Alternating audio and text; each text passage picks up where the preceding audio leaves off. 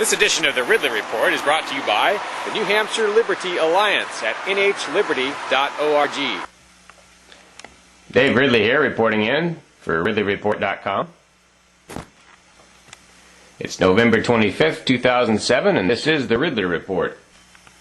Fallout continues after the infamous federal raid on Liberty Dollar headquarters earlier this month, during which Washington agents stole all of the gold and silver at Liberty Dollar headquarters in Indiana. Folks at the New Hampshire Liberty Dollar website say they're going to be minting their own currency in response to the crisis. All right, I'm sitting here with Shivam from Bedford, who is, you're heavily involved with Liberty Dollars, although you're not a regional currency officer, correct? Correct. I was just an associate, but as you may or may not have heard, the Liberty Dollar office got raided last week in Indiana. So a lot of people have been thinking, what's the next step? The next step is a silverback currency that's just denominated in ounces. That way, no one can ever say it's counterfeit. We're not going to have the word dollar on it, we're not going to have the weight on it, and we're going to focus just in New Hampshire, not interstate travel, not interstate currency, but we're going to see if we can get businesses in New Hampshire to accept silver, and the more and more we do, the more and more we'll be free. The more we can break away from the dollar system. We're going to replace the Liberty Dollar here in New Hampshire. We're going to do it better, and we're going to do it local. It's going to be awesome. Meanwhile, volatility continues on eBay in terms of Liberty Dollar prices. The copper Ron Paul Liberty Dollars continue to rise in value. This one probably cost its owner under $1. It just sold for $90. That seems to be, the prices of these Ron Paul coppers seem to be going up a bit. On the other hand, Ron Paul Silver Liberty Dollars seem to be coming down in price.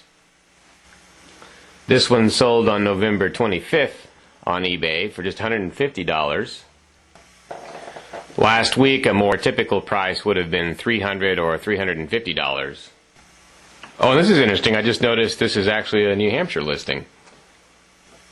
It's also fascinating to watch public response over the media articles that have come out. This relatively sympathetic article in the Washington Post generated hundreds of responses, and those responses are running at least 10-1 against Washington.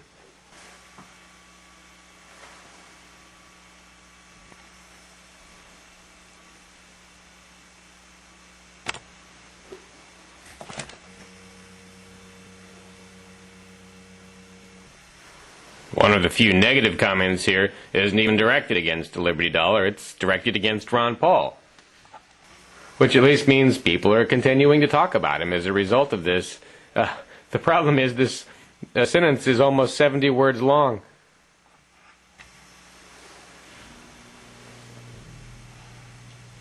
I think there's basically two types of officials, and I was mulling this over in my mind. I think there's two types of officials. There's one who are just following orders, and they may be the conscientious objectors. They know what they're doing is wrong. They know that seizing some people's assets for no reason is wrong. They know the charges are trumped up. And to those people, we can say, follow your conscience. You know, think about what you're doing. The conscience prevented, it saved the soul of the German officers and the Nazi officers when they objected. It saved, think about your own soul. And then there's the other type who knows what they're doing is wrong, but they do it anyway because they love the power. They love the vindictiveness. In other New Hampshire Liberty news, the union leaders' November 16th report on a federal attempt to seize the assets of a smoke shop owner in Manchester, or maybe I should say a Manchester smoke shop owner who lives in Hooksett. This article and this federal attack have triggered overwhelming anti-federal response, similar to what we're seeing on the Washington Post site after the federal Liberty Dollar raid.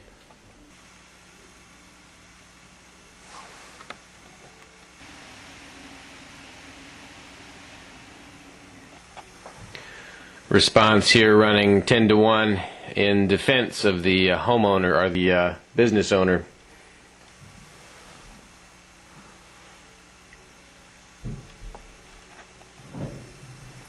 Another New Hampshire news, the Free State Project itself has crossed two important milestones over the last few weeks.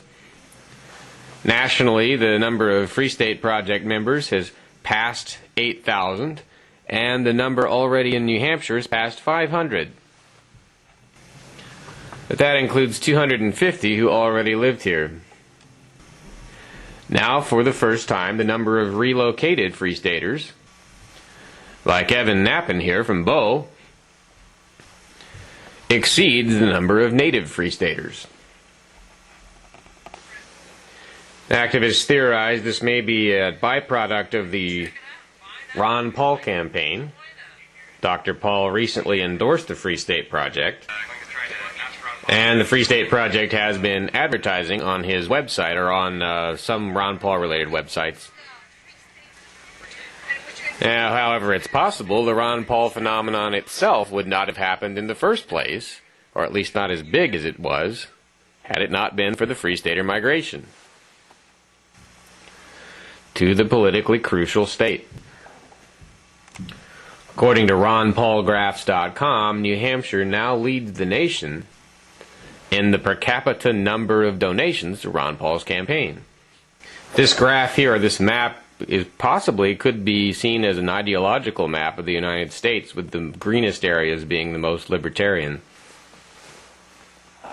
It's just one measurement, but it's interesting. I don't know if you were aware of this or not, but there are some pretty scary things happening in this building, the State House in Concord, New Hampshire. Fortunately, there is the New Hampshire Liberty Alliance. They're fighting back, but they need your help.